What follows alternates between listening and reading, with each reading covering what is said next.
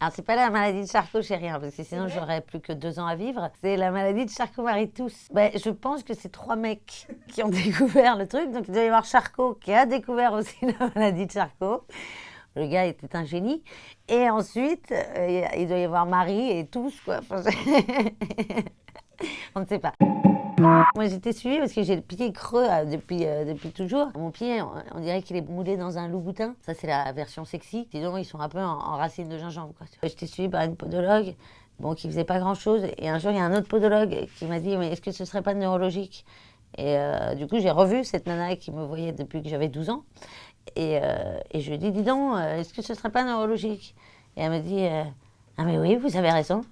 Et je lui ai dit, mais c'est le monde à l'envers, en fait. C'est pas à moi de t'apprendre ton métier, quoi. Enfin, et elle m'a pris comme ça dans un coin à part. Et elle m'a dit, j'espère juste que c'est pas Charcot-Marie-Tooth. J'ai tapé Charcot-Marie-Tooth et tous les sites qui parlaient de cette maladie m'ont envoyé sur le site du Téléthon. Donc ça fait un petit coup sur le moment. Là, tu vois François Fellman et tu te dis, ben voilà, je fais partie de cette grande famille maintenant. Et là, j'ai vu toutes les explications de ma vie dans Vidal ou un truc comme ça, quoi. C'est par exemple, moi, j'ai pas de réflexe depuis toute petite. Les médecins, ils me tapent avec des marteaux. Je dis, mais putain, ça va bouger. J'ai jamais eu de réflexe. Je peux pas tenir un stylo normalement aussi. Ça, à l'école, on me faisait chier parce que j'écris comme ça, avec la feuille vers là, tu vois.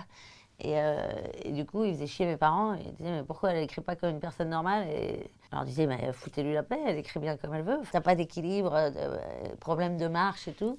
T'as les mains qui tremblent. Enfin, déjà, avec ma voix de clodo, du coup, ce qui est chiant, c'est que c'est dégénérescent. Sur tous les trucs qui parlent de cette maladie, il y a marqué aucun traitement n'est actuellement disponible pour freiner l'évolution de la maladie. Donc, à partir de là, tu fais oui, bon, bah, je vais arrêter de regarder, quoi. C'est quoi le plus chiant?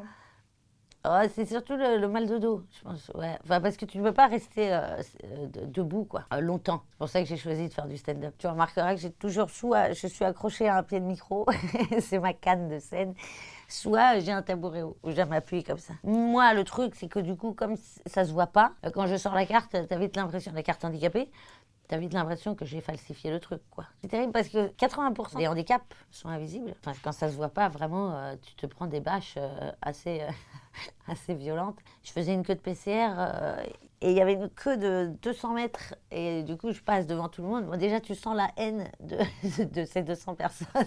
Tu ne les regardes pas. Il ne faut jamais se retourner dans ces cas-là. Là, je vais voir la première nana de la queue. Excusez-moi, ça vous dérange si je passe?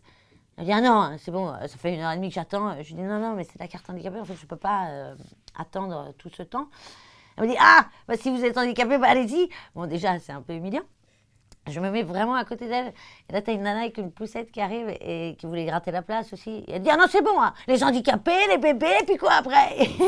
Et moi, je suis là à côté de toi, quoi. En fait, je suis un être vivant, je t'entends vraiment. Je me souviens dans un bus comme ça, j'avais demandé à une nana, elle était comme ça en train de parler à sa fille vers la fenêtre, comme ça. Donc là, je lui fais comme ça. Et elle me regarde comme ça.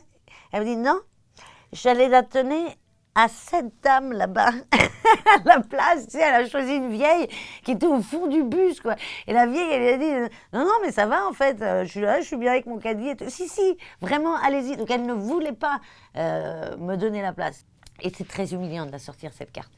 En plus, moi, je te dis vraiment, les gens pensent que je fais la manche, j'en sais rien. Enfin, tu sais, donne-moi la place.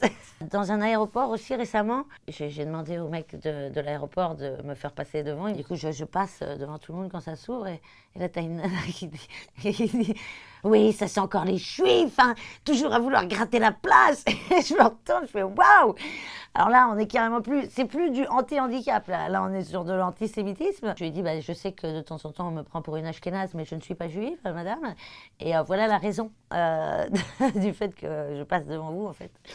Et je crois qu'elle a plus jamais levé les yeux du sol.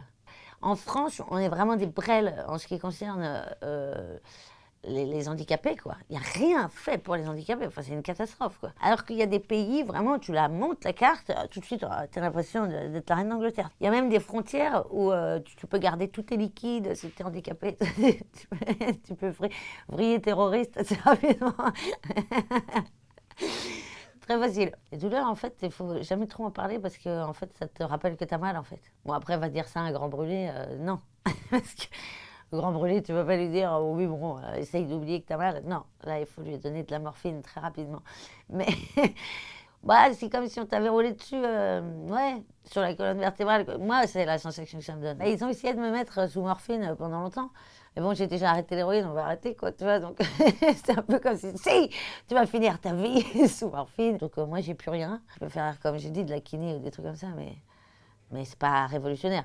Ça va te faire du bien 10 minutes. Hein. Je le cache pas, mais les gens le savent. Mais comme je le répète pas, du coup, les gens l'oublient. Et c'est tant mieux. Te dire, ah, j'ai mal, une fois qu'on a dit ça, ça change absolument rien, quoi. Tu vois, donc, vaut mieux faire comme si tu avais une vie complètement normale. C'est pour ça que même tout ce qui m'attend, je ne le sais pas. Je ne veux pas le savoir, d'ailleurs.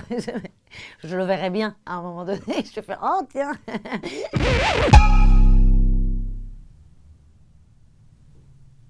Ah oui, mes petits culs, j'oubliais, très important, écouter de la musique minimum 3 fois par jour, matin, midi et soir. En cas de douleur, la musique peut s'avérer très, très efficace. Bisous.